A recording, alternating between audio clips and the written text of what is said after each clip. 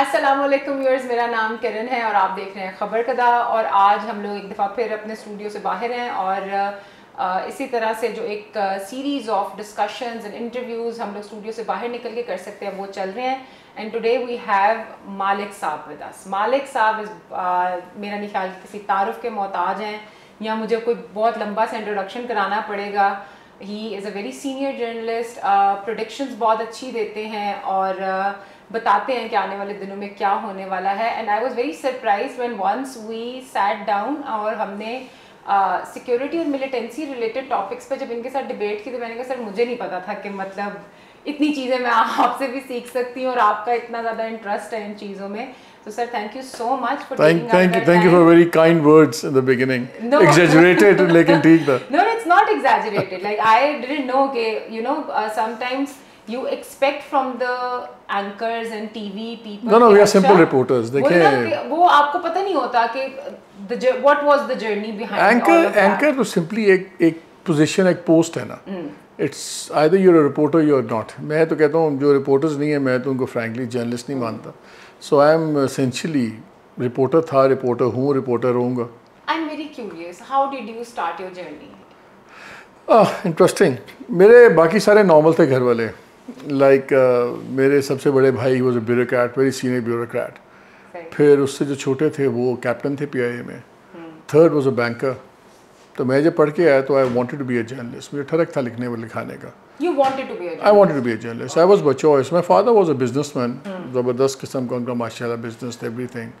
So कोई वो मेरे कोई दुख भरी दास्तान नहीं है ज़िंदगी में.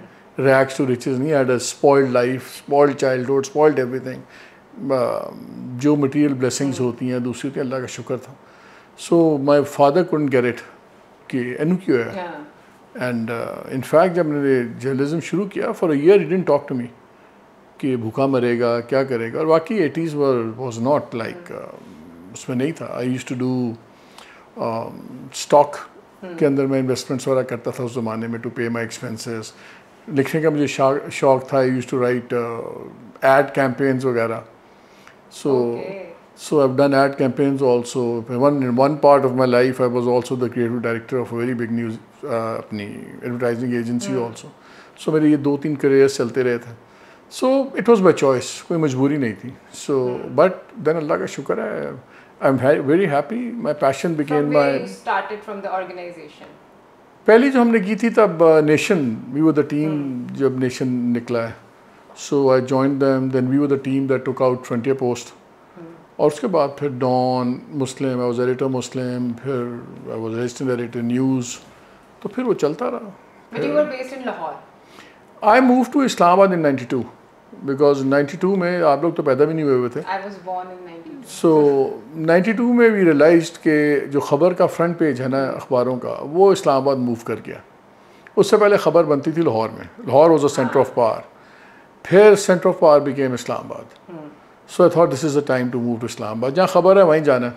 So that's how I moved to Islamabad. You never been to Karachi for that? नहीं, not professionally based नहीं था. मेरी लाहौर के बाद Islamabad. So you have seen so many ups and downs in this industry for past more than 20 years. What do you think कि अभी की ये जो जर्नलिज्म है बची है नहीं बची है क्या सीन है? नहीं बदल गई है. शोबिज़ का एलिमेंट बहुत ज़्यादा आ गया और आई थिंक प्रिंट के ज़माने में मेहनत बहुत ज़्यादा थी और आपके पास वक्त भी ज़्यादा होता था. You could work on your stories, you could do this. लोग आपसे बड़ी खुल के बात करते थे. किसी को ख़तरा नहीं होता था कि मेरी बात को रिकॉर्ड कर रहा है या कैमरा मेरे मुंह पे आया है समथिंग लाइक दैट. सो आप we had luxury of time. घंटों बैठना इन पॉलिटिशियंस के साथ, लोगों के साथ. फिर नेशनल असेंबली में एक ही कैफेटेरिया होता था. वहीं पे आप भी बैठे हुए हैं, सारे लीडरान भी बैठे हुए हैं. सो इंटरेक्शन बड़ी एग्जॉस्टिव होती थी. बाद में शाम में इकट्ठी बैठ रहे हैं, सब कुछ कर रहे हैं.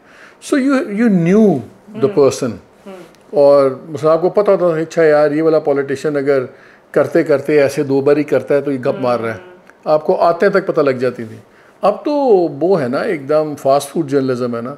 आपका क्या ख्याल है इसके बारे में? आपका क्या ख्याल है? वो 18 माइक आ जाते हैं वो भी बस एक रटे रटाई बातें होती हैं. So it has changed a lot. But अब अच्छी चीज़ ये है कि टेलीविज़न का एक फ़ायदा भी हुआ है. टेलीविज़न के आने से इकनॉमिक स्ट्रेंथ बड़ी आ गई है मीडिया के अंदर. So now young people like you, पढ़े लिखे सब कुछ बाय चॉइस आते हैं। पहले जब हमने शुरू किया था जर्नलिज्म की कोई मिनिमम क्वालिफिकेशन नहीं थी, अभी भी नहीं है वैसे। आपने क्लार्क भी लगना है किसी तो आपको कहेंगे जी आपने FA पास हो। तब होता था अच्छा यार किसी को मामा चाचा किसी को जानता, चल यार इन्हों कुछ नहीं करता पे अखबार से नौकरी दवा दो। Then over the years you learn on the job and you became better. अब ये है कि because it has become such a big industry, तो अब कॉर्पोरेट इन्फ्लुएंस बहुत ज़्यादा आ गया। सो नाउ मजबूरी भी बन गई है कि पढ़े लिखे लड़के लड़कियाँ आएँ और हो। बट असल प्रॉब्लम है ट्रेनिंग का। A lot of people are joining television for the wrong reasons. They like the power, the exposure, वो celebrity status बन जाते हैं। Basically हम लोग भी जो एंकर्स हैं, हमारी भी तो ऐसी लॉटरी निकली हुई है ना। बेसिकली हम रिपोर्टर्स हैं, लेकिन क्योंकि टेलीविज़न पे रोज़ शक्लें देखते हैं तो अब जाते हैं, कोई 10 बंदे आपको सलाम करते हैं, 20 गाली देते हैं, लेकिन you become relevant to their lives. So हम बाय डिफ़ॉल्ट तो लोगों को लगता है कि शायद एंकर बनना दुनिया की आखिरी वो मंजिल बन गई है इस प्रोफेशन में। सो अभी भी आप देख लो, आपको फ़र्क पता लग जाता है। जो एंकर्स प्रिंट से आए हुए हैं और अब टेलीविज़न में आके एंकरिंग कर रहे हैं और जो लोग सीधा एंकर्स आए हुए हैं, आपको मार्क्ड डिफरेंस पता लग जाएगा। प्रिंट की गहराई, depth, that was a different world. So yes there are many good things and yes there are many bad things also. So mixed bag है। I totally agree with you on whatever you have said, that there is a huge difference जो मार खा के आए हैं लोग field की, और जो बिल्कुल वो हमारे वो जो स्टूडियो लाइफस्टाइल है, डेस्क स्टोरीज करने वाले लोग थे। फेम और पार आपको हैंडल करना बड़ा ज़रूरी होता है। वो तभी होता है अगर आपने रगड़ा खाया हो, when it gets your head. और ये ह्यूमन नेचर है। हम प्रिंट में थे, एडिटर्स भी थे, तो हमें बाय नेम बहुत से लोग जानते होंगे, लेकिन बाय फेस तो कोई नहीं जानता था ना। अब आप जो मर्जी चवलें भी मार रहे हो टेलीविज़न पे, अगर आप रोज़ाना आके मार रहे हैं तो आपको लाखों लोग जानते हैं। So you like that feeling, oh ये वो हैं, you know. So it gets your head also. I totally, मैं ये नहीं कहता कि इंसान को अच्छा नहीं लगता पहचाना जाना, बिल्कुल अच्छा लगता है, इट्स अ ह्यूमन नेचर। लेकिन टू हैंडल इट वेल तब ये होता है अगर आपकी मूविंग्स ठीक हों, अगर आपकी ट्रेनिंग्स हैं और आप प्रोफेशन के बारे में सीरियस हैं। इट्स अबाउट, देखिए इस प्रोफेशन में रिफ्लेक्टेड ग्लोरी बड़ी होती है, पावर बड़ी होती है, इन द सेंस कि यू जिन लोगों से आम आदमी मिल नहीं सकता, आप उनसे एक्सेस आप मिल रहे हैं, सब कुछ है, तो होता है फिर बंदा ऐसे ही, हर बंदा बड़ी जल्दी हम लोग औकात से बाहर भी हो जाते हैं। ओ फलाना मिनिस्टर मैं उन्हीं गल कर लेना, फलाना मैं यार अभी ये ले नंबर ये वो, तो फड़े मारने की भी आदत पड़ जाती है लोगों को। टू हैंडल दैट वो ग्रेविटास होना ज़रूरी है कि अगर आपका प्रोफेशनल ट्रेनिंग्स हैं और आपने you come through the mill, तो फिर बंदा ज़रा औकात में रहता है, वरना औकात से बाहर हो जाते हैं। बिल्कुल सही कह रहे हैं। मुझे याद है कि दी न्यूज़ में जब काम शुरू किया था तो बाय लाइन लेना that was a huge task, कि आपने ये जो पहली बाय लाइन ओकेजन होती थी, आपका पार्टी देनी पड़ती थी। बिल्कुल सही बात है। आई रिमेंबर कि when I got my first by line, मुझे पूरे वो न्यूज़ रूम को, तब सर्दियां थी, उन्होंने बड़ा वो क्या कहते हैं फरमाइश करेगा कि जी हमने मछली खानी है। हाँ, तो पूरे न्यूज़ रूम को वो एक सेलिब्रेशन होती थी कि जी आज इस बंदे की पहली बाय लाइन लगी है। बाय लाइन मिलती नहीं थी। और रिटन वर्ड मैं आपको बताऊं, written word always comes back to haunt you. ये ठीक है, ये क्लिप्स भी आपको लोग भेजते रहते हैं, लेकिन रिटन वर्ड की डेप्थ और उसका वेट ही और वो आपको ज़्यादा हॉन्ट करता है, तो उसको आप बड़ा ध्यान से लिखते थे। केसेस होते हैं, बड़ा ध्यान से लिखते थे। आपको सू किया जा नहीं, केसेस तो अब भी होते हैं, वो तो पैमरा आपको हर चौथे दिन, इस वक्त मैं 4 केसेस पैमरा के भुगत रहा हूँ, और रोज कोई ना कोई बहाने से डाल देते हैं। I remember when I got my first rebuttal on a story of a PIA, तो मैं रो पड़ी थी कि अब ये तो रीबटल आ गया और अब मैं क्या करूंगी। तो मेरे चीफ रिपोर्टर ने मुझे कहा कि relax, it's a good thing कि तुम्हारी स्टोरी पे रीबटल आया। बट जब मेरी पहली बायलाइन लगी तो मुझे याद है माहिर साहब ने कहा अब तेरे मुंह को खून लग गया है। अब पता चलेगा तुम्हें कि नहीं, बड़ा मजा आता है जब आपका नाम छपता है यार। The first time it's like, I tell you, जब मैं एडिटर बना और वो प्रिंट लाइन में मेरा नाम आया, किसी ने, आम आदमी तो प्रिंट लाइन नहीं पढ़ता, जब आप एडिटर बनते हैं तो आप प्रिंट लाइन में अपना नाम पढ़ते हैं, तो बड़ा दिल को अच्छा लगता है। There is no doubt about it. It's an amazing feeling जब आप पहली दफा अपनी बायलाइन पढ़ते हैं। पैकेजेस एंड न्यूज़ स्टोरीज, ये चलता रहता है काम, बट वो बहुत मजेदार। Writing is a serious business. It is very, बात करना, देखें बात हर कोई कर लेता है, बाद में काफ़ी हद तक सब्सटेंस भी आप डाल लेते हैं, लेकिन लिखने के लिए ना it's a God given talent जो आप में होता है जिसको आप ग्रूम करते हैं। मैं तो प्रिंट जर्नलिज्म के आगे तो फ्रैंकली, आप मेरे से पूछें मैं प्रिंट से यहाँ क्यों गया, फॉर द मनी, सिंपल। मैं आपको बताऊँ, मैं न्यूज़ का एडिटर था, तो सुबह 11 बजे दफ्तर जाना, रात को 3:30 बजे निकलना after putting the paper two bed, और एक प्रोग्राम मैं करता होता था जियो के ऊपर, कहने में क्या हर्जा, once a week. The money I made from that one program once a week, जिसकी रिसर्च टीम ने रिसर्च की होती थी, मैं बता देता था, मुझे 6-7 घंटे काम करना पड़ता था एक दिन, और मैं अपना शो कर लेता था। उस पर जो मुझे पैसे मिलते थे वो मेरी पूरी एडिटर की तनख्वाह से ज़्यादा थे। मुझे लगा था डबल होंगे। हाँ, नहीं, it was more than double, trust me, it was more than double. 30 दिन आप सुबह से लेकर रात तक, और यू नो आपके बीवी बच्चे भी आपकी शक्ल भूलना शुरू कर देते हैं। एंड देन आई सेड यार okay, make sense, and I was young, पहले पुरानी बात है।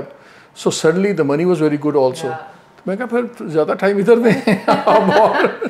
और हमारे जितने मर्जी छोटे करियर हो या बड़े करियर हो, ऐसे इतने मौके आते हैं जहाँ पे हमने मनी ओवर पैशन को चूज किया हुआ है। नहीं, when you are mid stage में हो अपने करियर में, यंग हो या मिड स्टेज में हो, तो sir money does matter a lot. आपको अभी तो कर लिया है ना, नाउ बिकॉज मनी आपको एक इंडिपेंडेंस भी देता है ना, आपको अपने माँ बाप से इंडिपेंडेंस देता है, आपको अपने पेयर्स में इंडिपेंडेंस देता है, वो आपको आज़ादी का बहुत बड़ा परवाना होता है। So you want to be, और अगर जब आप जर्नलिज्म में आपने लोगों से मस्तियाँ भी करनी हैं, बड़े लोगों के साथ पंगे भी करने हैं, टेक ऑन करना है, तो थोड़े से पैसे बैंक में पड़े तो आपको थोड़ी तसल्ली होती है, अच्छा यार मैं अगर नौकरी से निकल गया तो 3 महीने के हैं पैसे मेरे पास। So at that time money matters more. As you grow older आप रियलाइज़ करते हैं कि नहीं यार, decisions should not be influenced by monetary concerns. पैसा आ जाता है, हलाल पैसा आ जाता है, और ज़रूरियात भी पूरी हो जाती हैं। लेकिन आई थिंक यंग एज में हम सारे थोड़ा सा जल्दी पैनिक करते हैं कि अच्छा यार नहीं यार, बड़ा गैप जंप है, ले लो।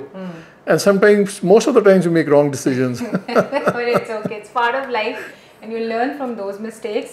I'm going to move a discussion a little bit. Is that from this topic to Pakistan, India? You saw 10-12 दिन का एक chaos. What do you think? Where our diplomatic policy is standing right now with India? देखें, मेरी बहुत senior western diplomat से यहाँ बात हुई, रेलेवेंट वेस्टर्न डिप्लोमेट्स जिनकी राय मैटर करती है, जिनका हमारे साथ एक पेज में होना मैटर करता है। मैंने उनसे कहा, मैंने कहा अब क्या फ़र्क है जो अब हम डिप्लोमेटिक ऑफेंसिव कर रहे हैं। उन्होंने बड़ी इंटरेस्टिंग बात की। उन्होंने कहा देखें, आज से 2 साल पहले कोई भी आप टाइम ले लें तो कोई आपकी बात सुनने पर तैयार भी नहीं था। India big economy, brooming economy, वादी सारा, फिर इंडिया का रीजनल कॉन्टेक्स्ट, अमेरिका को काउंटर फॉइल चाहिए चाइना के लिए उस रीजन के अंदर, सो उसकी स्ट्रेटेजिक इंपॉर्टेंस भी है, एंड यू नो एवरीथिंग। हमारे पे लेबल था मुस्लिम, ये बड़े एक्सट्रीमिस्ट हैं, टेररिज्म प्रमोट करते हैं कश्मीर में, वहाँ पे। World had a vested interest in believing what India had to say. कई बार आप बिलीव करना आपको सूट भी करता है ना, फाइनेंशियल का और दूसरे स्ट्रेटेजिक कंसर्न्स में। जो 3-4 चीज़ें हुई, एक इंडिया का कनाडा के अंदर जो मर्डर सिख लीडर का पकड़ा गया और कैनेडियन प्राइम मिनिस्टर की लेवल पे उस पर सारी चीज़ें आई। बॉस्ट अटैम्प्ट हुआ अमेरिका में, वो पकड़ा गया। फिर इनके दुनिया में 1-2 और जगह चीज़ें निकली, पाकिस्तान के अंदर तो थी, वो nobody was taking them seriously. फिर ये वॉर हुई। इस this war has changed a lot, perspective change हो गया। सबका ख्याल था कि शायद पाकिस्तान एक मॉर्सल है, इंडिया आएगा ऐसे मुंह में डालेगा, चबा के ऐसे फेंक देगा।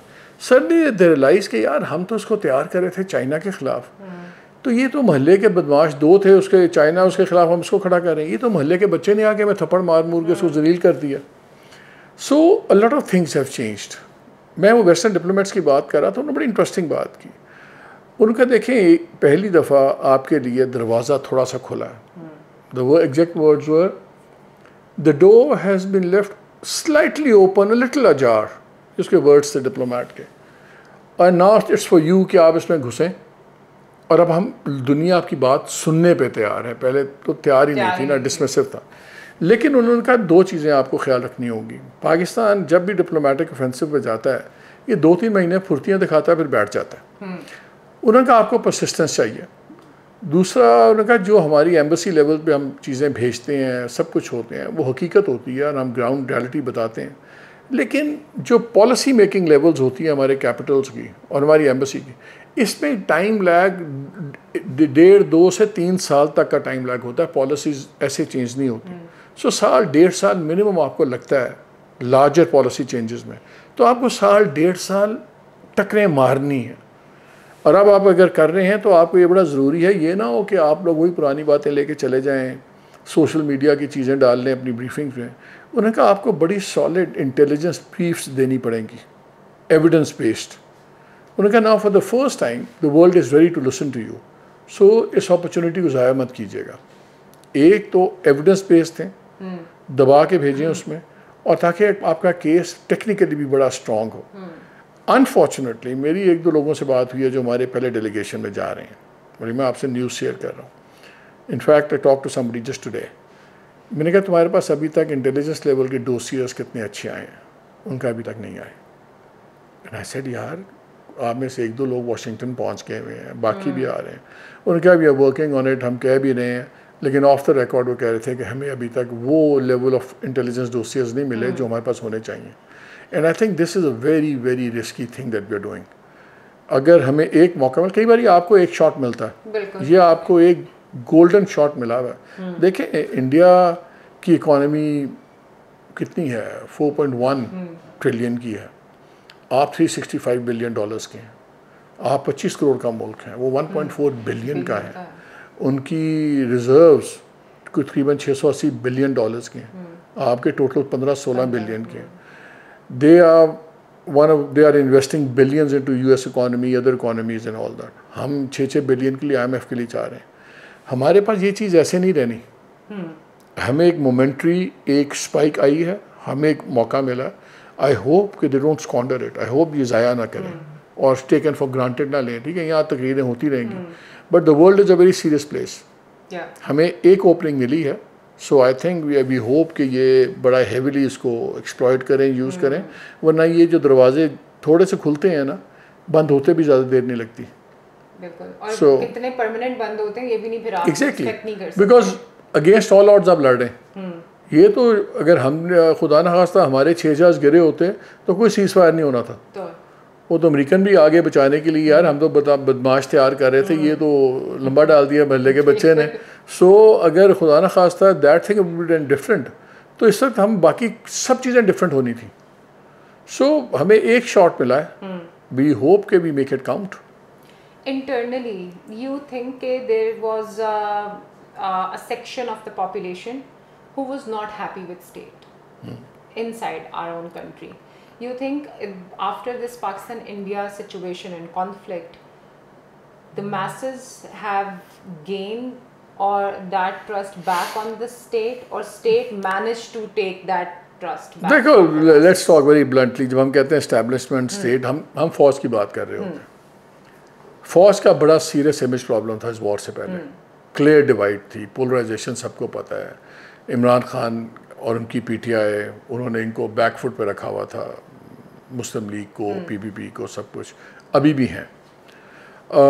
मुझे एक फॉर्मर आर्मी चीफ ने एक बड़ी मज़ेदार बात की। मैं उनसे पूछा, तो इमरान खान के ऊपर ही बात हो रही थी, तो मैंने कहा यार ये आप लोग इतनी जो हार्ड लाइन ले रहे हैं, आप तो ख़ुद और पॉपुलर करेंगे पीटीआई को, तो आपकी क्या पॉलिसी में समझ नहीं आती। तो उसने कहा मालिक मैं आपको एक बात बताऊं, army we are one national disaster और one war away from regaining our image. तो वॉर आ गई, जीत गए, ठोक दिया इंडिया को, इमेज का बहुत बड़ा उनका जाविया चेंज हो गया, there is no doubt about it. मैं उसकी एग्जांपल देख रहा था कि आपने नोट किया होगा कि इससे पहले ये स्टेडियम्स वगैरह में कोई अस्करी की आदत के लोग नहीं जाते थे, इवन पॉलिटिशियन नहीं जाते थे। पीएसएल का फाइनल हुआ, मैं उसके वो मेरे लिए लिटमस टेस्ट था, मैंने सारा बैठ के फाइनल देखा। मैंने कहा किस वक्त नारे लगेंगे, कैदी नंबर 804, एक नारा नहीं लगा। फिर वहाँ पे जो लोग गए, ऑफिसर्स गए, फ़ौज के जवान गए, ऑफिसर्स गए, लोग उनको सलूट मार रहे हैं, जफियाँ डाल रहे हैं, सब कुछ कर रहे हैं। War makes a lot of changes, फ़र्क पड़ता है।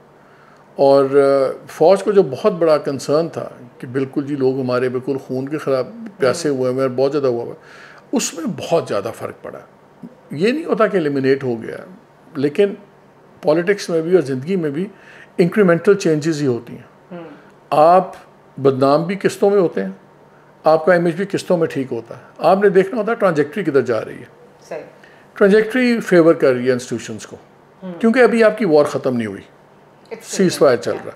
हर दूसरे दिन कोई ना कोई चवल बात करता है वो नरेंद्र मोदी। वो एक रिलीजियस फैनेटिक है, वो पागल हुआ है। उसने अभी तक I see another clash happening this year, hopefully ना हो, लेकिन आप ये देखो कि सितंबर को आई थिंक 27 बनती है, 28 बनती है, जब इनकी 100th एनिवर्सरी है आरएसएस की।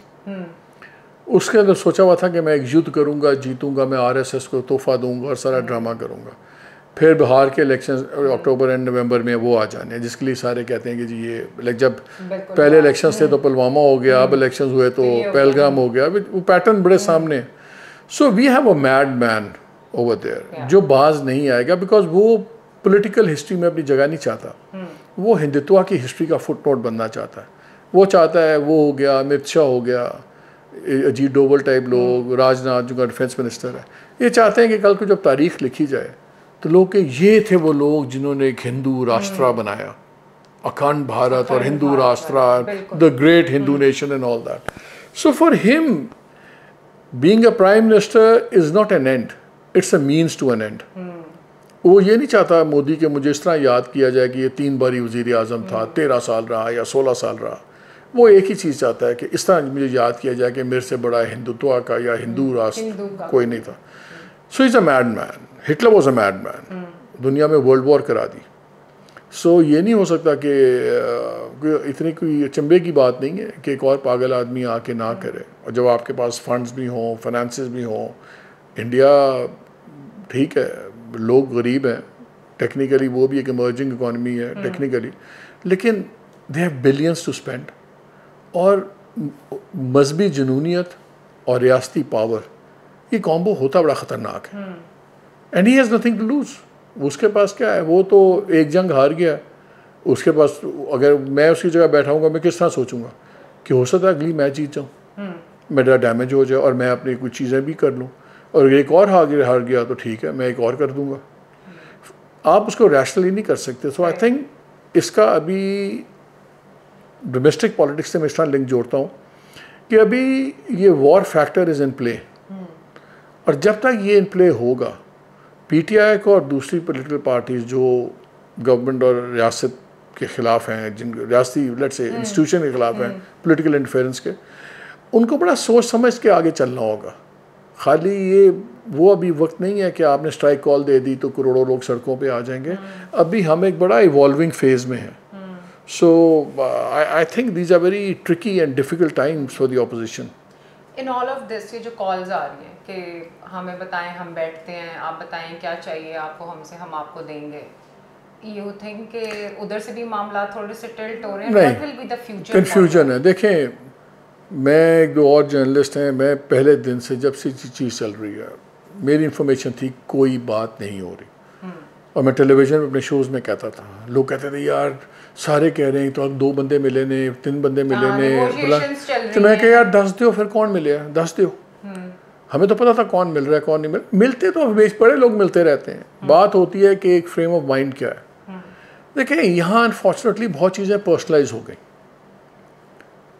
जिसको फायर किया एस DGI वो आर्मी चीफ हो गए, जिनकी जजी ख़त्म करने की कोशिश की वो चीफ जस्टिस बन गए।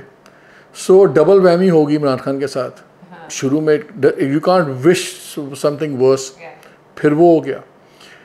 फिर बातें फैलनी शुरू हो गई, जब वो आर्मी चीफ लग रहे थे तो उस वक्त बहुत क्रिटिसिज्म हुआ। So you kept personalising things. देखें, at the end of the day Kiran, हम लोग इंसान हैं। हर कोई जो आप डेजिग्नेशंस के तौर पे फैसले नहीं करते। इफ़ आई से समथिंग इंसल्टिंग टू यू, तो आप उसको रिस्पॉन्ड करोगे एज इंडिविजुअल ह्यूमन बीइंग। मैं एक छोटी सी एग्जांपल देता हूँ। अभी ये जब हुआ फील्ड मार्शल का, एक मोमेंट ऑफ ग्लोरी है एक बंदे की, आप समझते हैं अच्छा जी नहीं बनाना चाहिए था फील्ड मार्शल, चले भाई उस दिन चुप हो जाएं, सियासी खामोशी कर लें, कोई क़यामत नहीं आएगी। ना आप तारीफ़ करें ना आप क्रिटिसाइज़ करें, लेट द मोमेंट गो। उस दिन अलीमा खान आती हैं, वो बयान देती हैं कि अपने आप को जंगल का बादशाह बना ले, ये कर ले, ये फलाना। चलें अलीमा तक भी बात ख़त्म होगी, अगले दिन खान साहब उसी को अपने ट्वीट के अंदर ले आते हैं। सो फिर आप कहते हैं कि हमने उन्हीं लोगों से बात करनी है। व्हेन यू, अब दूसरी साइड के भी ग्रीवेंसेस बिल्कुल अपनी जगह हैं कि यार पुलिस ने क्या किया है हमारी फैमिलीज़ के साथ, औरतों के साथ क्या किया, वो बिल्कुल रियलिटी वो भी अपनी जगह है। अगली रियलिटीज़ है ना दोनों तरफ। तो आप थोड़ा सा मिटिगेट करते हैं चीज़ों को, थोड़ा सा ठंडा करते हैं। अब अगर आप मोमेंट ऑफ ग्लोरी पे भी पर्सनलाइज अटैक्स होंगे और कहेंगे उन्हीं से बात करनी है, तो क्यों करेंगे? आज गवर्नमेंट पे या फौज पे बात करने का प्रेशर कोई नहीं। आज से 4 महीने पहले था, माहौल प्योर पॉलिटिकल था, पूरी पोलराइजेशन थी, कोई जंग नहीं थी, लोग पूरा खुल के बोलते थे, सड़कों पे आए ना आए लेकिन क्रिटिसिज्म खुल के था। अब उस पर पॉलिटिकल, अब उस पर भी लोग डिवाइड हो गए। एक अगर कोई प्रो नहीं हुआ तो कम अज़ कम नफ़रत या गुस्से में कमी बहुत ज़्यादा आ गई है, ठीक है ना। उसमें फिर हम ये पर्सनलाइज चीज़ें देख रहे हैं। मुझे जेन्युइनली समझ नहीं आ रही कि जिससे आपने बात करनी है, अगर उससे ताल्लुकात में आप पर्सनलाइज्ड अपने गुस्से और वो लाएंगे तो कल को बात कैसे होगी? और उन पर प्रेशर क्या है? इकॉनमी के जो मेगा ट्रेंड्स हैं वो पॉजिटिव डायरेक्शन में है, ठीक है, उसमें बहुत क्वेश्चन आर्ग्यूबली है, उसमें भी बड़े मसले हैं, बट एटलीस्ट मैं ट्रेंड की बात कर रहा हूँ। ट्रेंड आपके थोड़े से पॉजिटिव हैं, डिप्लोमेटिकली आपके जो कंट्रीज़ थी वहाँ से आपको पॉजिटिव रिस्पांस मिल रही है। अच्छा, जंग हो गई तो वो भी एक पॉजिटिव चीज़ हो गई। So now you have to recalibrate. अच्छा यार, उन्हीं लोगों से अगर हमें टकराना है तो हमें रीस्ट्रैटेजाइज तो करना चाहिए ना।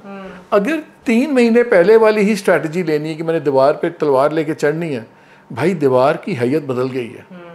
A lot of things have changed. Politics is about making adjustments on the go.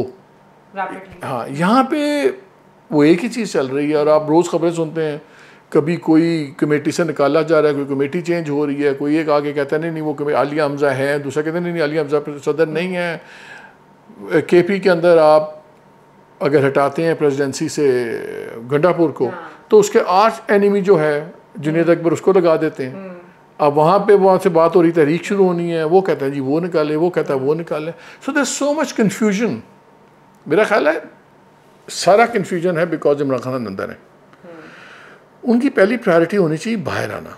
बाहर आएंगे उनकी सारी पार्टी आहिस्ता आहिस्ता सारी चीज़ें ठीक हो जाएंगी। He is inside, he is incommunicado, एक तितर बितर हुआ हुआ है, ऊपर से रगड़ा पंजाब पुलिस ने ऐसा तुन्ना हुआ सबको कि सही बात है, वो तो इंतहा करते हैं ज़्यादती की। पंजाब पुलिस तो वैसे ही आपको पता है माशाल्लाह, उसको तो इशारे की, उसको तो थपकी के बगैर ही वो कंट्रोल नहीं होती, थपकी देते हैं तो कहीं से कहीं जाती है। सो now you can not do the exactly the same strategy जो आपकी 3 महीने पहले थी, लेकिन मुझे उसमें कोई चेंज नज़र नहीं आ रहा। तो फिर my last question to you is this, मेरे जहन में ये बहुत अरसे से ये सवाल चल रहा है and I think you are the right person to ask this question. मैंने किसी से पूछा नहीं है। Hypothetically in next 4 to 5 years, this all senior leadership, if they step down or they leave the party positions, I'm talking about the generation of Nawaz Sharif, Shahbaz Sharif, Maulana Fazlur Rahman, Ghafoor Hedri, like very senior citizens. If they step out or they leave their positions as party leaders, you know, हर साल नहीं आप elect हो सकते अपनी party के सदर, health issues भी हैं सबके। What is the next option for Pakistanis new generation? पहली बात तो है कि nobody is going anywhere. Robert Mugabe 90s में था, फुदकता फिरता था जब तक वो पार में था, बनने से 2 साल पहले फुदकता फिरता था। वो ब्राइट शर्ट्स पहनी होती थी, इलेक्शन लड़ रहा है, जीपों में डांस कर रहा है, गवर्नमेंट गिर गई, बाहर निकल गया, 2 साल में मर गया। 2 साल पहले वही बैठता नहीं था ज़मीन पे। पावर बड़ी चीज़ होती है, it gives you that energy and power. And why should they go? देखें, आई थिंक पॉलिटिक्स में असल चीज़ होती है विजडम और एक्सपीरियंस। ये वक्त के साथ साथ आता है। पॉलिटिशियन बनते हुए बड़ा टाइम लगता है। ये कोई कॉर्पोरेट जॉब नहीं है कि आपने मास्टर्स किया, MBA किया, 3 साल ट्रेनिंग की और आप बैंक मैनेजर बन गए। You have to you grow a certain wisdom. अब प्रॉब्लम क्या है? PTI की प्रॉब्लम क्या है? इमरान खान अंदर है, पीछे मुझे बताएं उनकी पार्टी में कितने पॉलिटिशियंस हैं? यंग तो बड़े हैं, पॉलिटिशियंस कितने हैं? उनका पॉलिटिकल एक्सपीरियंस क्या है? And that is why they keep running into walls. एक दूसरे की लीडर निकाल देते हैं, ये करते हैं वो करते हैं। पॉलिटिक्स में तो मैं बड़ा बिलीव करता हूँ कि जितने एक्सपीरियंस लोग हैं उतना ही बेहतर है। आप में ठहराव आ जाता है, आप में सब्र आ जाता है। आप अच्छा यार 90s में हुआ था तो तब हमने ये किया तो फिर ये नतीजा आया। ये जवानों में से 90% को तो हिस्ट्री भी नहीं पता, इनको तो 3 साल पहले की तारीख भी नहीं पता। But they can still relate to the 60% of the population. देखिए, no, relating to something and leading them are two different things. समझने के लिए आपको, मुझे किसी जवान बंदे को समझने के लिए 20 साल का होना ज़रूरी नहीं है। लेकिन अगर मैं उम्र के अपने आखिरी हिस्से में हूँ तो मेरे में इतने विजडम होना चाहिए कि मैं आप लोगों की जनरेशन की बात सुन के उसको समझ तो सकूँ। I should be able to know the questions to ask you to relate to you. I don't have to be 20 to relate to a 20-year-old. In fact, if I'm in my 40s, 50s, whatever, I'm better placed in many ways. कि मैं अपने तजर्बे की base पे देता हूँ। चाहे मैं भाई जो आज 60 साल के लीडर हैं, आपके 70 साल के, ये भी कभी 20 साल के थे ना, ये भी जवान थे, इनको पता है जवान खून कैसे उछलता है। ऐसी बात नहीं है। It is not about age. Youth की अपनी एग्जूबरेंस होती है, अपनी स्ट्रेंथ होती है, अपनी बोल्डनेस होती है, लेकिन एक्सपीरियंस की अपनी टेम्परिंग भी होती है। सो ये ब्लेंड यही होता है कि सीनियर्स भी हों, जूनियर्स भी हों। लेकिन असल बात है पॉलिटिकल कल्चर नहीं है हमारी पार्टीज़ में। हर पार्टी हर एक का खानवादा है। पीपल्स पार्टी में अगर आप जरदारी नहीं है या भुट्टो आपके नाम पे नहीं है, ये आप टॉप पे कभी नहीं आएंगे। PMLN नवाज शरीफ ख़ानदान की पार्टी है, ठीक है ना।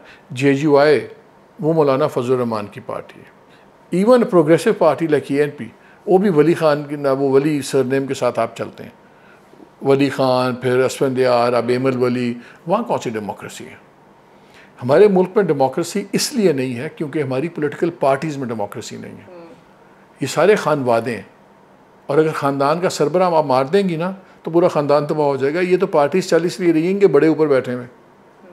So don't hope for that thing, that is for me that is a greater chaos.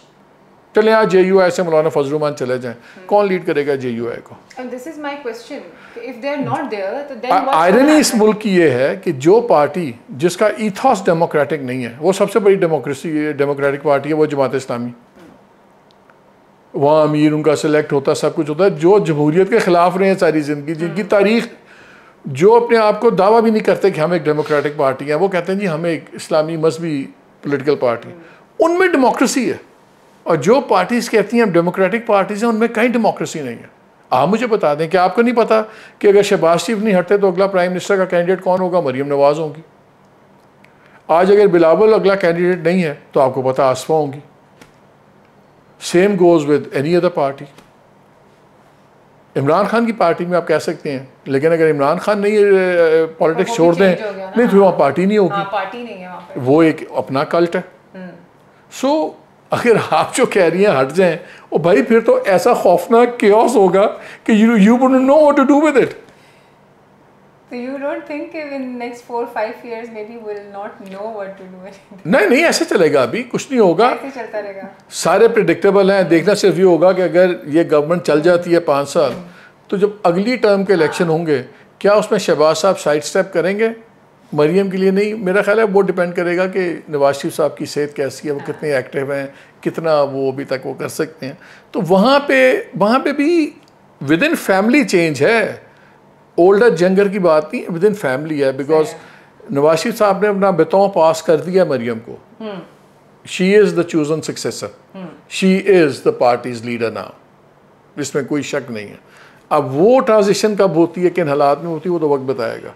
सो अभी तो बहुत चीज़ें हैं। अभी देखें, Imran is very relevant to politics. इनका क्या बनता है अगले 6-8 महीने में, साल में, दैट विल डिसाइड कि हमारा पॉलिटिकल लैंडस्केप क्या बनता है।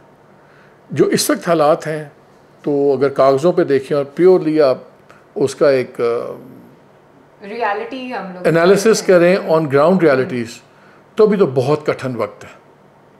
जुडिशरी 26वीं अमेंडमेंट के बाद एवरीथिंग हैज़ चेंज, हैयत बदल गई है। I don't think he can count on judicial relief, ठीक है ना। जिस तरह पार्टी को तोड़ा गया, तितर-बितर किया गया, मार मार के या तायब हो गए या गायब हो गए, तो पार्टी की इस स्ट्रेंथ नहीं है एक नेशन वाइड स्ट्राइक लाने की, वो नहीं कर सकते। सो गवर्नमेंट का पॉपुलैरिटी उनकी बेस अपनी जगह इंटैक्ट है इमरान खान की। इमरान खान की पॉपुलैरिटी और उनका वोटर उनके साथ है, लेकिन दो ही जगह आप स्ट्रेंथ दिखाते हैं, या आप इलेक्शन वाले दिन अपनी स्ट्रेंथ दिखाते हैं और उससे पहले आप सड़क पे दिखाते हैं। सड़क पे तो मुझे स्ट्रेंथ अभी सामने मटेरियलाइज होती नज़र नहीं आ रही। इलेक्शन अभी 4 साल परे है।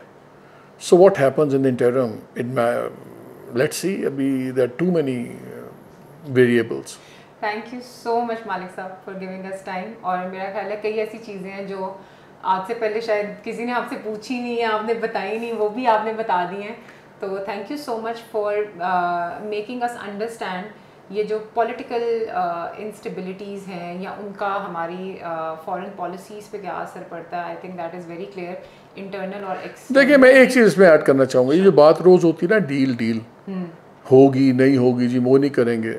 दुनिया में डील्स होती हैं। Deal is not a 4-letter word, और कोई there is no such thing in the world as a perfect deal. बात होती है किन हालात में होती है। मेरा ख्याल है इमरान खान को एक ही प्राइमरी चीज़ देखनी चाहिए कि जो भी अरेंजमेंट वो करें अपने आप को जेल से निकालें। लोगों का ख्याल है कि अगर वो कोई एग्रीमेंट के तहत या कोई गिव टेक करके, जो आजकल बयान बड़ा मशहूर हुआ है, बाहर निकलेंगे तो धड़ाम करके पॉपुलैरिटी गिर जाएगी, नहीं गिरेगी। I totally disagree with that. Nawaz Sharif नहीं गए थे, एक बार ही नहीं किए, वो एक से बार बार बाहर जाते थे, आगे पार्टी स्ट्रक्चर बचाया हुआ था, हो गया। अगर डील्स एक बार ही नहीं होती, माजी में नहीं डील किया उन्होंने फौजियों के साथ। सो जब गवर्नमेंट चला रहे थे तब फौजियों के साथ डील नहीं की थी, हमारे बिल पास करवाएं, सब करवाएं। सडनली ये क्यों इतना इशू बन गया हुआ है? मेरा ख्याल है इमरान की एक ही प्रायोरिटी होनी चाहिए उनके लिए कि अपने आप को किसी भी कीमत पे बाहर निकालें। Once he is out, he will be able to dictate many things जो आज वो नहीं कर सकते। और जब आपके ये हालात हों कि जुडिशरी भी आपको नज़र ना आ रहा हो, केसेस भी इस तरह के बने हों, गवर्नमेंट पे प्रेशर ना हो, तो आपको एक पोजीशन ऑफ वीकनेस से ही करना पड़ेगा। कोई बुराई नहीं है। आप रियलिस्टिकली देखें कि अच्छा यार, आज मैं खड़ा हुआ हूँ, अगर मैं यहाँ से यहाँ आऊँगा तो कल यहाँ से यहाँ भी जा सकता हूँ। लेकिन हर वक्त आप अपनी टर्म से नहीं, आपको कई बारी सौदा मिलता। कभी कभी जानते बूझते भी थोड़े सा आपको कड़वा घूंट पीना पड़ता है। लेकिन अगर कड़वा घूंट पीने पे कोई तैयार नहीं है तो फिर ठीक है। आपको कड़वा घूंट कह रहे हैं ना, वो कहते हैं कि लाइक मोहब्बत में आपको थोड़ा बेवकूफ़ होना पड़ता है। तो मेरा ख्याल है कि अगर थोड़ी बहुत मोहब्बत कोई मेरा ख्याल है कि इनको अल्टीमेट ऑब्जेक्टिव पे नज़र ज़्यादा इंपॉर्टेंस देनी चाहिए इंस्टेड ऑफ द मीन्स। वो अंग्रेजी में कहते हैं sometimes the end justify the means. So मैं इसको यहीं छोड़ देता हूँ ताकि there are lots of things that you are saying वो इन बिटवीन द लाइंस, और वो क्या समझने वाले के लिए इशारा काफ़ी है कि अगर उनको समझ आ जाए कि क्या कहने की कोशिश की जा रही है। But thank you so much sir for so pleasure talking to you. Yeah so many insights, so many क्या कहते हैं concepts, so many past experiences, और इतना कुछ जो है ना वो इसी तरह की बातों में निकलता है। अगर वो टिपिकल सा कोई शो किया जाए तो वो सवाल जवाब और पीछे प्रोड्यूसर चीख रहा होता है कि सर ब्रेक होने वाली है और प्लीज़ इसको रैप अप कर लें, तो वो चीज़ें नहीं हो पाती। But thank you so much Malik साहब, thank you for having me, so much for watching खबर कदा।